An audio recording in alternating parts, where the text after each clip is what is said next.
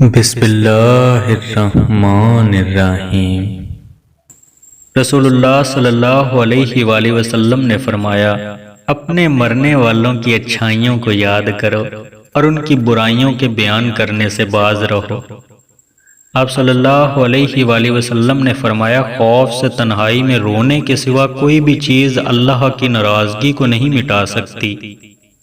حضرت عبداللہ بن مسعود رضی اللہ تعالیٰ عنہ سے روایت ہے کہ رسول اللہ صلی اللہ علیہ وآلہ وسلم نے فرمایا، جو شخص فجر کی نماز جماعت کے ساتھ پڑھتا ہے اور اسی جگہ بیٹھ کر سورۃ انعام کے شروع میں سے 3 آیتیں پڑھتا ہے تو اللہ تعالیٰ اس کے لیے 70 فرشتوں کو مقرر فرما دیتا ہے اور یہ فرشتے اللہ تعالیٰ کی تسبیح کرتے ہیں۔